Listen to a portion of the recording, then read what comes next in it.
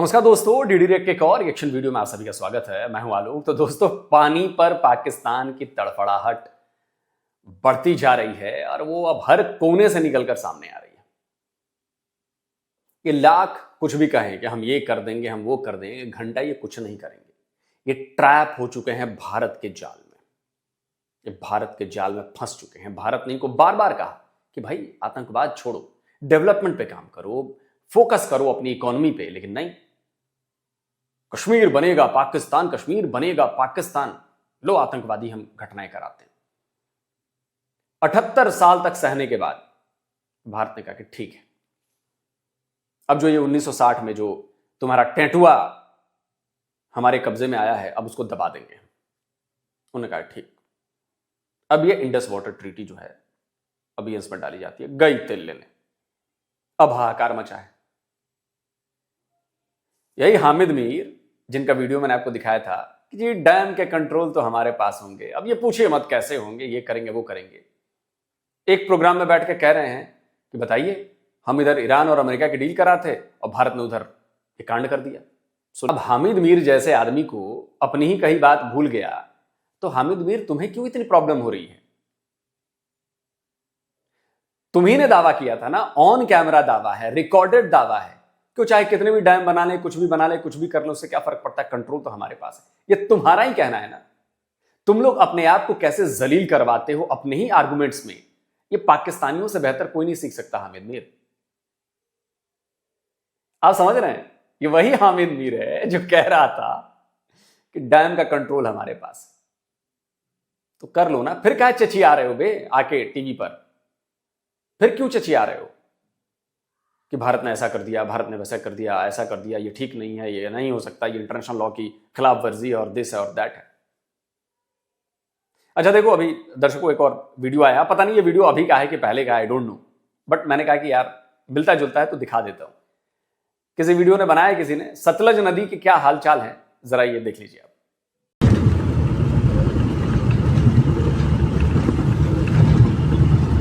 दरिया सतलुज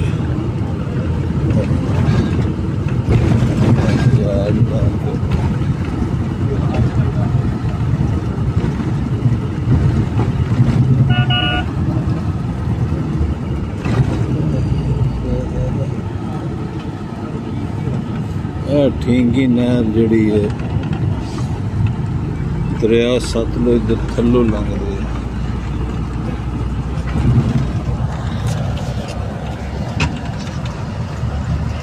तो देख लिया हाल आपने। ये पाकिस्तान में आने वाली भारत से हर नदी का हाल यही होने वाला है। अभी भी टाइम है पाकिस्तानियों, सीरियस हो जाओ, कहो कि हम बात करना चाहते हैं, कहो कि हम आतंकवाद मिटा देंगे, हम नहीं करेंगे भारत में आतंकवाद, और तुम देखो अगले दिन से सब ठीक हो जाना है। लेकिन नहीं, तुम तो अकड़ में हो और हम इसी अकड़ का फायदा उठा रहे हैं। हम पिछले 10 साल से प्लान कर रहे हैं कि तुम्हें इस कदर ट्रैप में फंसाएंगे, तुम इस कदर तुम मजबूर होगे, तुम इस कदर फ्रस्ट्रेट होगे कि तुम हम पर हमला करोगे। And we are waiting for that attack, कि तुम हमला करो। ये टंटा साला खत्म करना है, जो 78 साल से टंटा चला रहा है ना, पाकिस्तान पाकिस्तान पाकिस्तान। इस बार हमें यह खत्म करना है। और अगर जरा भी किसी पाकिस्तानी में दिमाग होगा तो वो इन इवेंट्स को कनेक्ट करेगा और फिर उसके गोल की तरफ जाएगा, तो देखेगा कि तुम्हें भारत मजबूर कर रहा है कि या तो सुधर जाओ, नहीं तो फाइनली एक बार भयंकर लड़ाई लड़ते हैं जिसकी शुरुआत तुम करोगे और फिर तुम्हें थप्पड़ मार मार कर समझाया जाएगा। हम जानते हैं कि उसमें नुकसान हमारा भी होगा, हमारे भी लोग वीर गति को प्राप्त होंगे, जेट्स हमारे भी शॉट डाउन होंगे, टैंक हमारे भी उड़ेंगे, मिसाइलें हमारे यहां भी गिरेंगी, ड्रोन्स हमारे यहां भी गिरेंगे। लेकिन यह सब कैलकुलेट किया जा रहा है पिछले 5 साल से। आपके रिस्पॉन्सेस क्या होने हैं, आपके आर्सेनल में क्या क्या चीजें हैं, उनका काट हम क्या कर सकते हैं। अब बेवकूफ है हमारी ट्राई सर्विसेज, जो ट्राई सर्विसेज मिलकर इतने सालों से एक्सरसाइज कर रहे हैं, पिछले 5 साल 6 साल से आप जाकर एक्सरसाइजेस देखिए हमारी, वो सब इसलिए किए जा रहे हैं कि लड़ाई तो होनी है। आइए जरा देखते हैं। रिवर के ऊपर इंडिया कुछ प्रोजेक्ट्स स्टार्ट किए हैं और उन प्रोजेक्ट्स को आप कैसे देखते हैं और क्या इस वक्त ये प्रोजेक्ट्स कहीं ऐसा तो नहीं कि इसके ऊपर कोई पाकिस्तान की तरफ से कोई ऑब्जेक्शन आ जाए?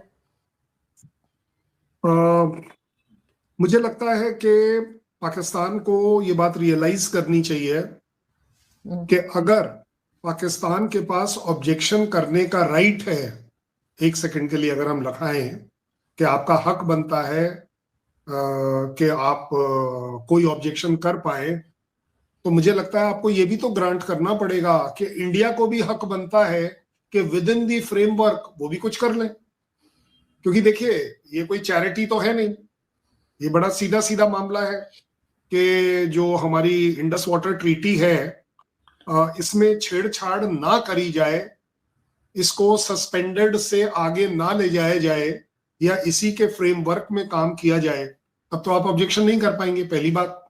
अच्छा चलिए 1 मिनट को मान लेते हैं कि आपको पसंद नहीं आ रहा और आप ऑब्जेक्शन करेंगे, क्या हो जाएगा?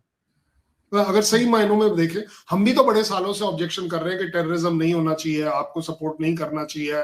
आप अभी सॉलिडारिटी डे पर भी आप लोगों ने पता नहीं कौन कौन सी। Very good point, very valid point कि प्रोटेस्ट तो हम भी बहुत सारी चीजों को करते हैं। जैसे अभी हमने प्रोटेस्ट किया, हमने कहा कि गिलगित बाल्टिस्तान में इलेक्शन कराना लॉ के खिलाफ है, वो तो हमारा इलाका है, हमने प्रोटेस्ट किया ना। क्या होगा प्रोटेस्ट का? करिए, बातें कर ली, लेकिन एक्चुअली उसका ग्राउंड पे कोई असर पड़ रहा है सिवाय इसके कि वो टेररिज्म में शायद कहीं ना कहीं सपोर्ट कर दे कि चलिए जी हम आपके साथ हैं। अगर आप किसी भी चीज के साथ हैं, आप उसके लिए कर क्या रहे हैं, वो ज्यादा बड़ी बात है। मैं 1 सेकंड के लिए बिल्कुल अलग तरीके की आपको बात करके बताता हूं। अगर हम कहते हैं कि JNK हमारा पार्ट है, तो आप JNK में हमारी इंप्रूवमेंट देखिए, हमारी इन्वेस्टमेंट देखिए, इंफ्रास्ट्रक्चर देखिए, मेडिकल देखिए, एजुकेशन देखिए, लिविंग कंडीशंस देखिए, प्रॉस्पेरिटी देखिए। मैं मानता हूं कि टूरिज्म कई बार अफेक्ट होता है, टेररिज्म की वजह से टूरिज्म पर फर्क आता है, बट उसके बावजूद जो सब्सिडी उस वहां मिली हुई है, अगर शिकारा वाले को 2 दिन में अगर उसका टर्न नहीं आता है तो उसको एक कंपनसेशन भी मिलता है। क्यों? दैट मीन्स के, और वर्सेस आप चाहें तो POK से उसको कंपेयर कर सकते हैं कि वहां क्या इंफ्रास्ट्रक्चर है, क्या नहीं है। अब अगर बात आती है कि ऑब्जेक्शन की, तो मुझे ये बताइए, ऑब्जेक्शन का मतलब हो गया आपका हक बनता है। कॉन्स्टिट्यूशन के हिसाब से भी अगर बात करी जाए तो वो आपका राइट बनता है, बट राइट आपका जब ही बनता है जब आप अपने फर्ज भी अदा करो। और आपका और मेरा फर्ज ये भी है कि एक दूसरे की तकलीफ में चाहे हम खड़े ना हो, एक्चुअली तो खड़े होना चाहिए, इंसानियत का फर्ज बनता है कि एक दूसरे की तकलीफ में साथ खड़े होना चाहिए, बट कम से कम उसे खराब तो ना करें। तो हक तो आपका जब ही बनेगा ना मेरे ऊपर, जब मैं आपके साथ मिला हुआ हूं, आप मुझे भाई समझे एज अ कंट्री, आप मुझे माता पिता समझे एज अ कंट्री, आप मुझे अपना बच्चा समझे एज कंट्री, तभी तो हक बनेगा। नहीं तो हक किस बात का? यहां तो पड़ोसी के पास हक नहीं है मेरे को कुछ कहने का। ये जो हक की लड़ाई है, आप हक की लड़ाई, वो कहते हैं ना, वो एक हमारे यहाँ चल रहा है कि साडा हक एथे रख, वो जब ही होता है जब या तो आपका और मेरा रिलेशन इतना बढ़िया है कि मैं हक से मांगता हूं, जैसे आपके और हमारे यहाँ पहले चलता था कि हक से मांगते हैं। हम आरजू काजमी साहिबा से हक से मांगते हैं कि वो इंसानियत की बात करे, लेकिन अगर आपने करनी ही नहीं है इंसानियत की बात, तो हक किस बात का? हक के ऊपर मत जाइए, फर्ज के ऊपर जाइए। फर्ज अदा करेंगी, हक अपने आप आएगा, ऐसा मेरा सोच है। बिल्कुल ऐसा ही है, लेकिन सर साथ ही वो जो है पाकिस्तान के लिए तो ये प्रॉब्लम भी आ जाती है कि अक्सर कहा जाता है हिंदुस्तान की तरफ से कि पानी बंद कर देंगे, तो शायद इस वजह से भी एक डर, खौफ या कह लीजिए एक प्रॉब्लम जो है वो रहती है। अगर कोई इस तरह का प्रोजेक्ट भारत शुरू करे तो उसमें एक ख्याल ये भी आता है कि क्या ऐसा तो नहीं कि पाकिस्तान के लिए पानी जो है उसको बंद कर दिया जाए। कई बार कहा भी गया आपके यहाँ से, आपके पॉलिटिशियंस ने कहा है, तो एक ये पॉइंट तो सर उठाते हैं ना लोग। हाँ तो चलिए मैं बोल देता हूं कल से आपके यहाँ सूरज नहीं उगेगा, फिर मैं कह देता हूं कल से आपके यहाँ सिर्फ बादल ही भेजा करूंगा मैं, फिर देखिए कुछ एक चीजें ऐसी हैं बड़ी जिम्मेदारी से आपको भी समझनी चाहिए।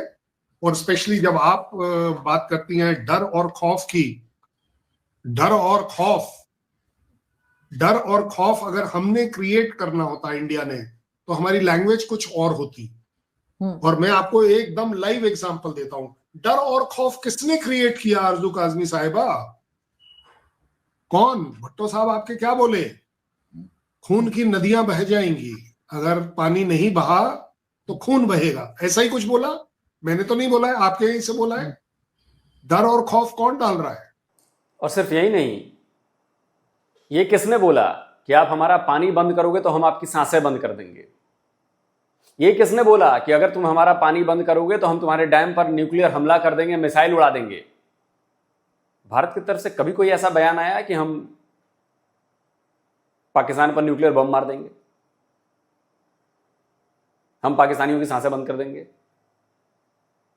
ऑफिशियल बयान नहीं आया। हाँ, हम लोग कहते हैं हम करेंगे और उसका असर दिखेगा, क्योंकि अब पानी जो है ना वो सर से बहुत ऊपर निकल चुका है। और अब ये इंसानियत, ये अमन की आशा, ऑन माई फुट, कोई इंसानियत नहीं है। इंसानियत होती तो इंसानियत वाला बंदा ये कहेगा कि भैया हम तुम्हारी सांसें बंद कर देंगे, सिंध में हम खून बहाएंगे इंडियंस का। इंसानियत वाली बंदे ये बातें करते हैं। घंटा जब तुम्हारे पास इंसानियत नहीं तो मेरे पास कौन सी इंसानियत खोज रहे हो बे? नहीं दिखाना है मुझे इंसानियत। पाकिस्तानियों, भारत इंसानियत नहीं दिखाएगा। अब जो भी इंसानियत के कहने का मतलब है कि हम उतने बुरे भी नहीं, जो भी कानून के दायरे में रहकर होगा वो काम हम करेंगे। देखिए भारत इस मामले में बड़ा क्लियर है। भारत कोई भी काम ऐसा नहीं करता कि जब आप इंटरनेशनली या प्लेटफॉर्म पे जाएं और आपसे सवाल किए जाएं कि आपने ये क्यों किया, तो भारत के पास एक जवाब है, वैलिड रीजन है, वैलिड जवाब है, विद प्रूफ है कि हमने इसके तहत किया है। अगर भारत ने अबियंस में डाला है इंडस वाटर ट्रीटी को, तो जाकर ट्रीटी पढ़िए जिस पर साइन है पाकिस्तान के और भारत के। सारे पाकिस्तानियों को मैं कहूंगा कि जाके ढंग से पढ़ो पहले ट्रीटी। पढ़ना बहुत जरूरी है ना, कि शर्तों में लिखा क्या है, क्लॉजेस क्या बनाए गए हैं, पढ़ना बड़ा जरूरी है। और तुम लोग पढ़ते नहीं। हमारे यहां लोग इसलिए पढ़ते हैं, और जब सामने रखा जाएगा ना किसी भी कहीं भी, तब देखना। और बाकी अब तो खैर वो भी छोड़ दो यार, अब तो हमें करना ही, क्योंकि अब बहुत हो गया, सीधी उंगली से घी नहीं निकल रहा। हम बहुत समझा चुके, बहुत अमन की आशा चला चुके, बहुत कुछ कर चुके, नहीं हो रहा। और पाकिस्तानियों याद रखो, कश्मीर से बड़ा धचका तुमको लगने वाला है। कश्मीर कुछ भी नहीं है इसके आगे, इंडस वाटर ट्रीटी के आगे कश्मीर कुछ भी नहीं है। Wait for 5 to 7 years, wait for only 5 years, उसका असर दिखेगा। तुम्हारी फसलें मरेंगी, पानी नहीं मिलेगा। और बाकी जो सिंध का पानी तुम लोग चुरा के पंजाब में भेज रहे हो, उस पर तो कोई कुछ नहीं बोल रहा। उस पर वीडियो बनाया मैंने सबूतों के साथ। पाकिस्तानियों तुम ही बता दो लाहौरियों कि तुम लोग सिंध का पानी क्यों चुरा रहे हो। जवाब नहीं आएगा। इसमें भी तुम्हें भारत की साजिश करेगी। देखो भारत तो साजिश नहीं करता, भारत ताल ठोक कर कहता है कि हम ये कर रहे हैं, हमने किया। भारत ने ताल ठोक कर कहा कि हम अभियान में डाल रहे हैं, 1.5 साल हो गए। जो उखाड़ना है उखाड़ लो, जो करना है कर लो। या तो झुकोगे नहीं तो टूटोगे, दोनों में से एक ही होगा। बीच का रास्ता कोई नहीं है, कोई बीच का रास्ता नहीं। और दोस्तों कल जो मैंने सिंधु जल समझौते पर एक वीडियो बनाया था, उसमें एक वीडियो लगाना भूल गया था जिसमें यह बात कही गई थी कि क्या पाकिस्तान वाटर क्राइसिस को सरवाइव कर सकता है, जो दिख रहा है। तो गलती से वो एडिटिंग में मिस्टेक हो गई, गलती से वो वीडियो नहीं आया, इसके लिए माफी। हो जाती हैं कभी कभी ऐसी गलतियां, नॉर्मली मेरे यहाँ नहीं होती हैं, हम लोग ट्राई करते हैं, लेकिन यार इंसान है, एरर आ ही जाता है। तो मैं आपको वीडियो दिखा देता हूं, फिर से लगा देता हूं कि भाई क्या पाकिस्तान सरवाइव कर सकता है। लगाइए वीडियो। पाकिस्तान की water management is a disaster. ना आप सवाल पूछेंगे कि पाकिस्तान की डिमांड 105 मिलियन एकड़ फीट है और सप्लाई 165 मिलियन एकड़ फीट है, तो पाकिस्तान वाटर स्केर्स कंट्री कैसे बन गया? आईएमएफ ने पाकिस्तान को amongst the third most water critical crisis countries में शामिल किया है। This only provides Pakistan storage cover for about 30 days of use. India का जो स्टोरेज कवर है वो तकरीबन 200 दिन का है और अमेरिका का तकरीबन 1000 दिन का। अब देखो पाकिस्तानी, मैं तो नहीं कह रहा, ये पाकिस्तानी ही कह रहा है जो कह रहा है। और अभी आपको शायद इसकी गंभीरता का अंदाजा अभी नहीं हो रहा है कि कितनी गंभीर बात है। कश्मीर उश्मीर सब भूल जाओगे तुम लोग इसके आगे।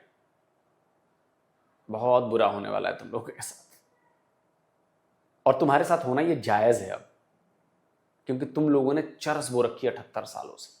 बहुत परेशान कर लिया यार, बहुत निर्दोषों की जान ली तुमने, बहुत कुछ किया। अब पे बैक की बारी है। दोस्तों, वीडियो के बारे में आपको क्या कहना है? कमेंट करें, अपनी राय दीजिए। जल्दी मिलता हूं एक और नए वीडियो के साथ। नमस्कार, जय हिंद।